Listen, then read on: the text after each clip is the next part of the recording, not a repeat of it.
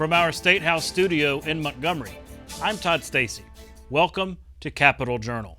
Today was the 18th legislative day of the session, leaving 12 meeting days left between now and early June. And it was a consequential day, with both the House and Senate debating for hours on major legislation. We'll start in the Senate, where lawmakers took up the Education Trust Fund budget and all its related bills. As we've reported for weeks, this is the largest education budget ever at $8.9 billion. The bill funds the range of education programs from pre-K to K-12 and community colleges to higher education. It included a 2% pay raise for teachers and other education workers, as well as significant funding targeted to reach struggling schools in math and reading. Last night, we walked through the changes the Senate committee made to the governor's original proposed budget.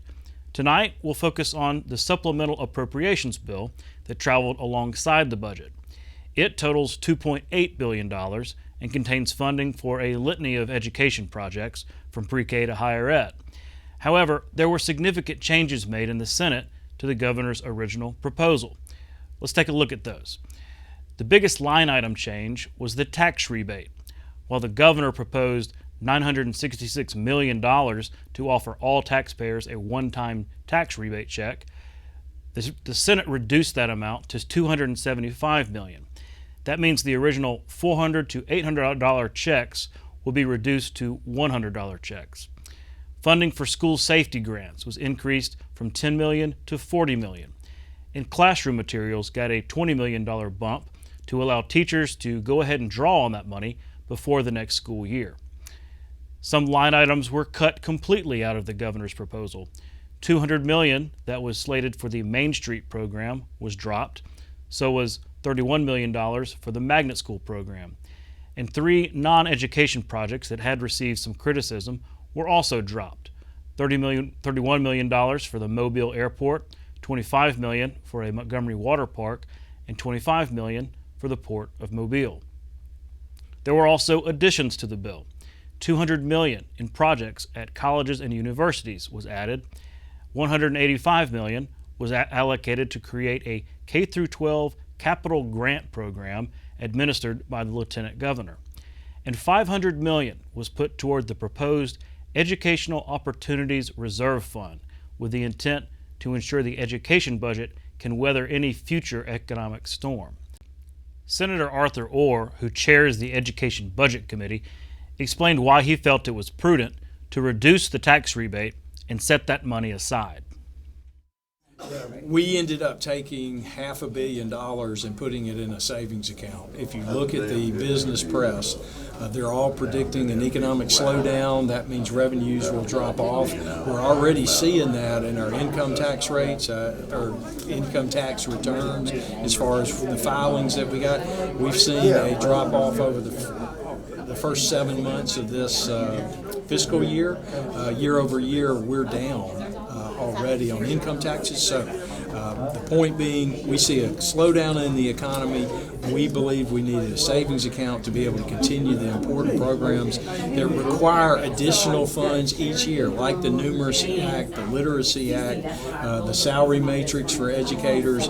We need to keep that growth going to spread across the state, and that's the reason we wanted to establish that savings account. Down in the House, lawmakers took up a controversial bill dealing with elections. House Bill 209 from State Representative Jamie Keel would make it illegal for a person to knowingly distribute, collect, pre-fill, or deliver an absentee ballot or ballot application that is not their own. And the crime would come with strict penalties. An offense would be a Class D felony, punishable by up to 5 years in prison. And that jumps up to a Class B felony should an individual pay someone to handle another person's absentee ballot.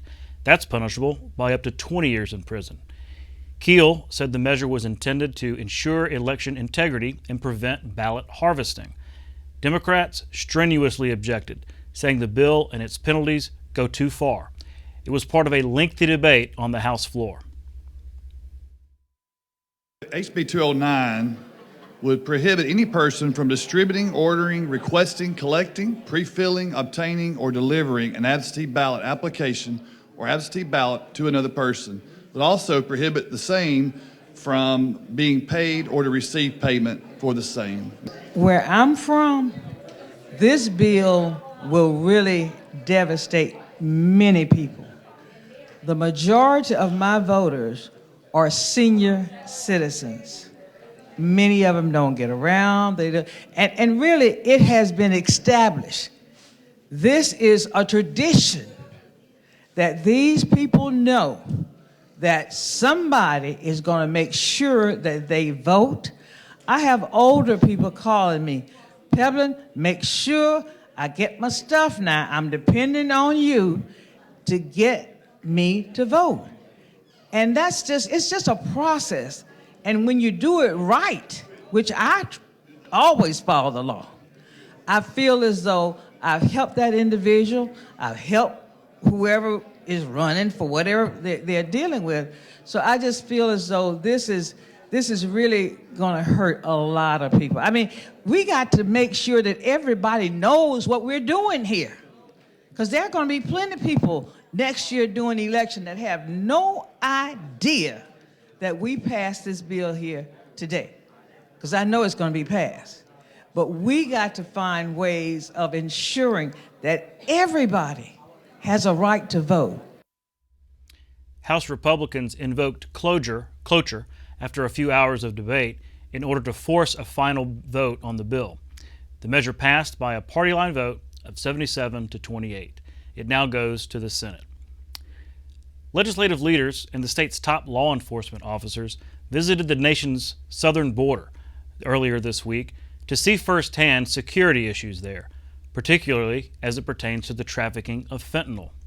Speaker of the House Nathaniel Ledbetter, Senate President Pro Tem Greg Reed, Senator Lance Bell, Attorney General Steve Marshall, Alabama Law Enforcement Agency Secretary Hal Taylor, and several district attorneys were on the two-day trip to McAllen, Texas, along the Rio Grande.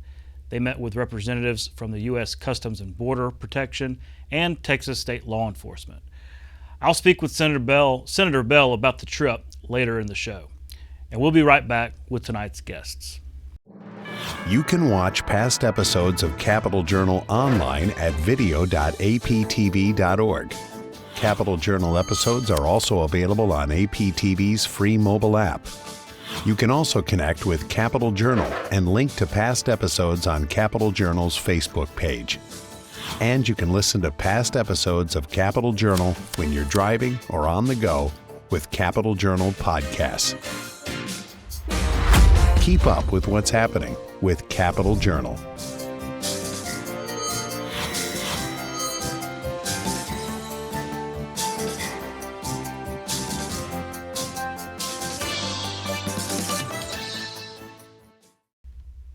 Joining me next is State Representative Susan DuBose of Hoover.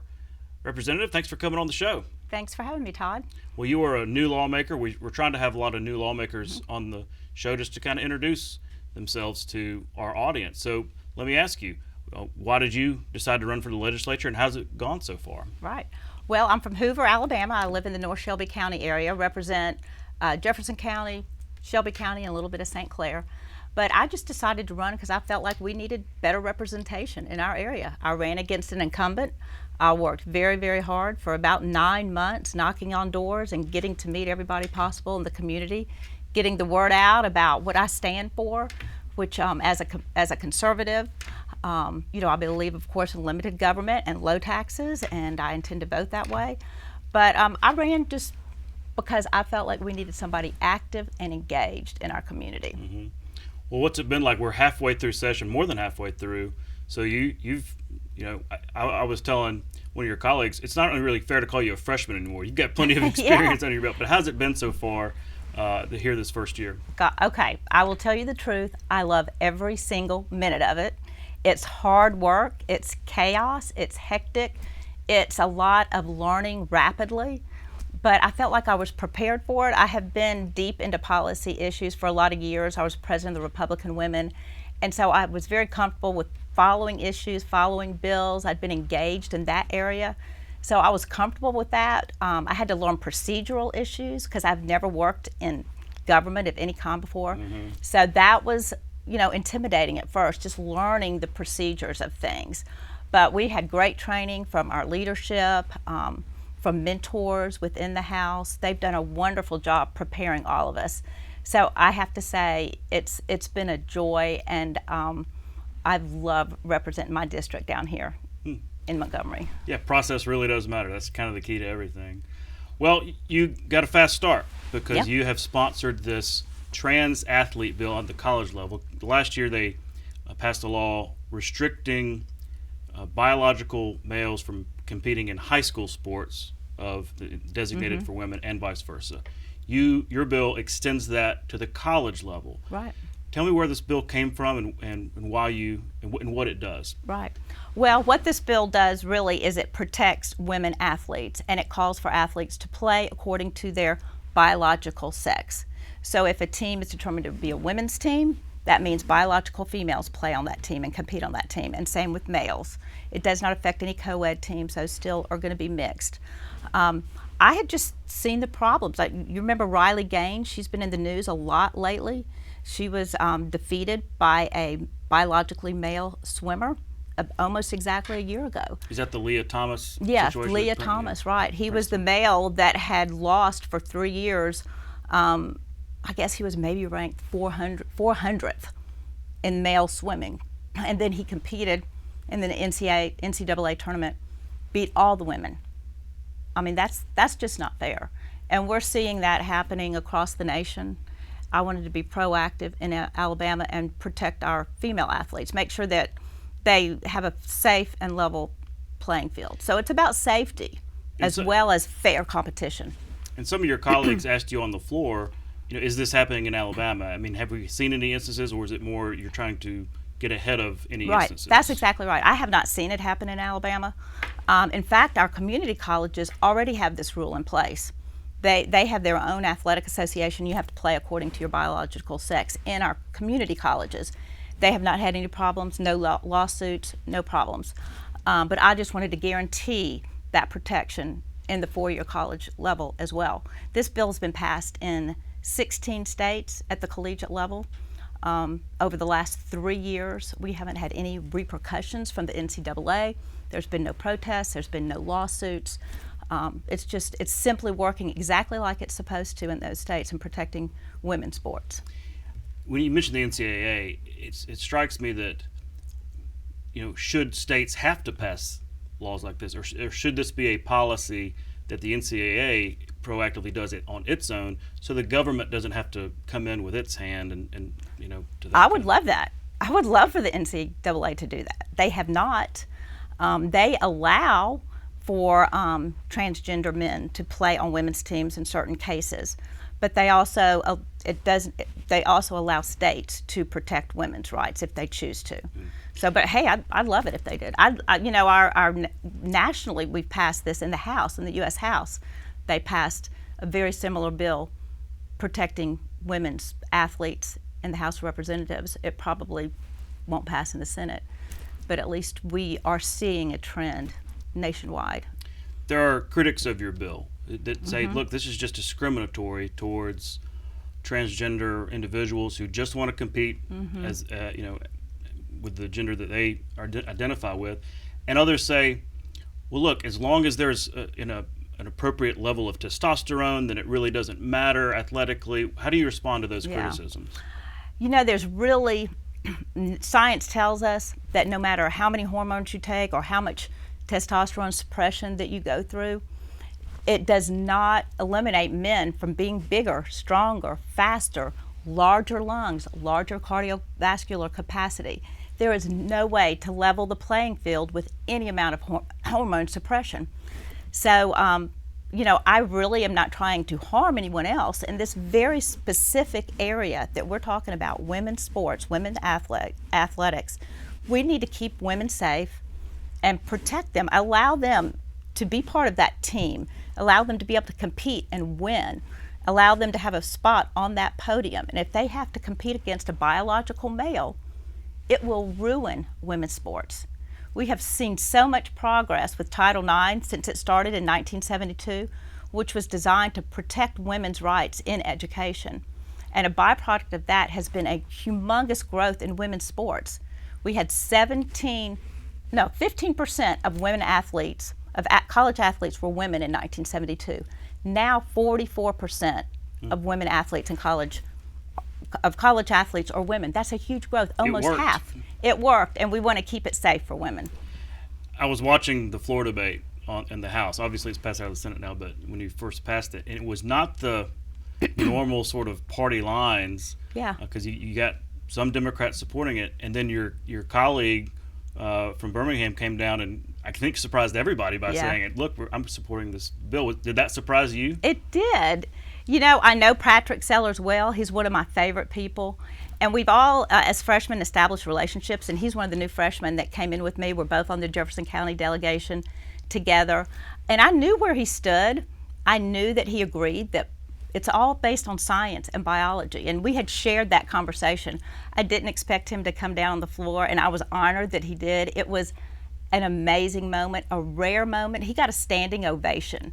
He came down there and spoke as a father, and he just said, look, I want my girls to be kept safe. I want them to have a fair chance in sports, and I don't want my girls to play with biological males. He was coming from a dad's perspective that I think everybody could relate to in that room.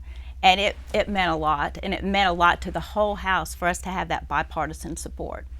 Don't see that every day. No. We're out of time. Representative DuBose, thanks again for coming on the show. Thank you. Thanks for having me, Todd. We'll be right back. You can watch past episodes of Capitol Journal online anytime at Alabama Public Television's website, aptv.org. Click on the Online Video tab on the main page. You can also connect with Capitol Journal and link to past episodes on Capitol Journal's Facebook page. Born Henry Louis Aaron on February 5, 1934 in Mobile, baseball icon Hank Aaron first honed his baseball skills while growing up in Alabama. He is best known for breaking Babe Ruth's record of 714 home runs, ultimately hitting 755, a record that stood from 1974 to 2007. During his career, Aaron was a member of the Milwaukee and then Atlanta Braves for 21 seasons and made the National League All-Star team every year from 1955 to 1974. He won 3 Gold Glove Awards for outfield, and his lifetime records for most runs batted in and most extra base hits still stand. Aaron was elected to the Baseball Hall of Fame in 1982 with 97.8% of the votes cast. In 2002, he received the Presidential Medal of Freedom, the nation's highest civilian honor. Joining me next is State Senator Lance Bell from Pell City. Senator, thanks for coming on the show. Thank you, Todd, for having me. I've enjoyed watching the show and keeping up and kind of giving me a little education what I've got myself into down here in Montgomery. That's good. We hear that feedback a lot from new members and old, that it helps them keep up. And so I'm glad to hear that. Glad that a viewer has become a guest. Thank you. Well, you're a new state senator, elected last year. So I like the opportunity to, have you introduce yourself to the audience. So tell us, what got you into the race? Why did you run, and how's it gone so far? I've always been involved in politics around the St. Clair County area, and when Dr. McClendon decided he was going to retire, it was, if not, me, who? I've got a 14-year-old and 11-year-old, and worrying about their future and the way some things are going in our country, that just wanted to make sure I tried to protect my children and other children growing up, and hopefully they'll have better things than I did growing up. I'd like for their opportunities to be better, and maybe once they get their education, we can have things here for them to stay here and not have to move out of state for employment purposes, and kind of keep our children at home. Mm-hmm. Well, we're halfway through session, so you've had plenty of time under your belt up there in the upper chamber. What's it been like so far? Is it, I guess, a lot of getting used to things and process and things? As a freshman, learning where the bathrooms are first and some of those kind of things. But it's learning the rules. I've read the rules multiple times, but learning how to apply the rules and the give and take. It's not much different than being in a courtroom on the plaintiff side or defense side in my profession, and learning how to come to a happy medium at times. A lot of times we're not happy with the end result, but where it was to where it is a lot better than where we started, and kind of getting through things of that nature. I used to hear Senator Shelby talking about the importance of knowing the rules. The person who knows the rules is going to win the We hope. Whatever effort, so that really is key. Well, I wanted to talk to you about this trip that y'all took. Yes. We reported yesterday that Alabama Daily News reported yesterday that you and Leader Reid, the Speaker, the Attorney General, and some district attorneys went to the southern border in Texas to observe what's going on there, especially as it has to do with illegal immigration and fentanyl, the trafficking of fentanyl.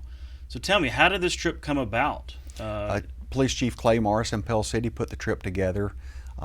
He's a police chief where I'm at, where I live, and he's retired DEA supervisory special agent. And when he brought it up and asked about the trip, we see all this, what we see on the news, and I guess it really depends on what channel you watch to what you really see is going on the border. And I thought, yeah, I'd love to go.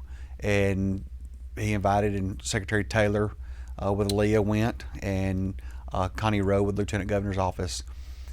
And not really knowing what to expect, it was a very eye-opening experience. We have a crisis on the border, and I feel sorry for the men and women of law enforcement down there that's trying to protect us, that's hands are tied.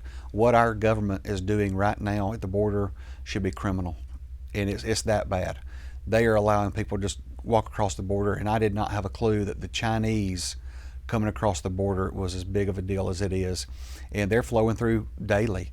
And what happens when you come in, you give them your name, they fill out a form, and they fingerprint you, and they have to take your name unless your fingerprints show up on somebody else.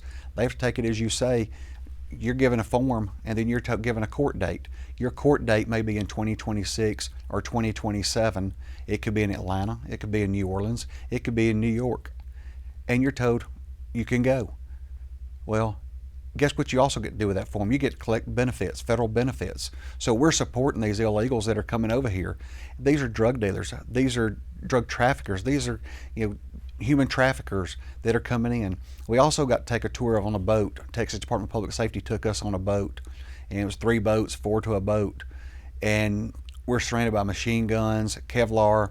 We're wearing Kevlar vests, and we're going up and down the Rio Grande. They're showing us, pointing out things, pointing out where, well, see that float over there? That means somebody come across just not long ago because that float was not over there an hour ago. And they're just coming across the border. You have a sheriff in one of the counties down there that's had to build his own morgue because of so many bodies that they're finding that tried to cross in his area and didn't make it. And it's a human crisis down there, but it's also affecting the safety of all of us. Our citizens are in jeopardy. We're in jeopardy every day for what's coming across there that's unchecked. It's such a frustrating issue. It's politically fraught. Obviously, Congress has chosen not to act for decades as it pertains to border security. But that's Congress. And, we're here in the state legislature. So I'm curious if y'all learned anything that would be applicable to our state and what you could do in the legislature, considering we're not on the border and you don't have federal authority. We met with Texas Department of Public Safety, their prosecutors, and we had some discussions, spent a little over an hour going over some things that they're doing in Texas that we're going to sit down with the Attorney General, the House, the Senate, and try to formulate some plans. And Barry Matson with the DA Association was also on the trip, and with Barry and his group, and we've got some ideas that they give us that they're trying there, that they're seeing is making a difference. Since our federal authorities' hands are tied, if we don't do something, it's going to continue to get worse. Because, well, we also learned they don't stay. We were in McAllen at the border there at the Rio Grande. They're not staying there. These people, when they come across, they're coming into Alabama, they're coming into Mississippi, Georgia, and some are staying here, but some are continuing to go up north, out to California, out the East Coast. They're traveling everywhere. But what concerns me is the Chinese that we learned are bringing these precursors in for our fentanyl and our drugs and to our children, and what we're getting, and the education that the Border Patrol and then the Homeland Security give us of what they're seeing on a daily basis and the amounts. Texas DPS in 2 years has caught over 70,000 illegals that had warrants on them or had issues, had convicted felons, and returned them, and they turn around and come right back. But just that one agency, because the federal government's not allowed to do much, they've returned over 70,000 back to the border, just Texas has. Eye-opening indeed. Well, we're out of time, but I appreciate you coming on the show to share some of this with us, and we'll certainly be following up on this immigration issue. Okay, thank you. We'll be right back. You can watch past episodes of Capital Journal online anytime at Alabama Public Television's website, aptv.org. Click on the Online Video tab on the main page. You can also connect with Capital Journal and link to past episodes on Capital Journal's Facebook page. Cheaha Mountain, often called Mount Cheaha, is the highest natural point in Alabama at 2,407 feet above sea level. It is located in north-central Alabama in Cheaha State Park, surrounded by the Talladega National Forest in the foothills of the Appalachian Mountains. This dramatic landscape gets its name from the Creek Indian name for the mountain, Chaha, meaning high place. That's our show for tonight. Thanks for watching. We'll be back tomorrow night at 7:30 for our Week in Review show. For our Capital Journal team, I'm Todd Stacy. We'll see you next time.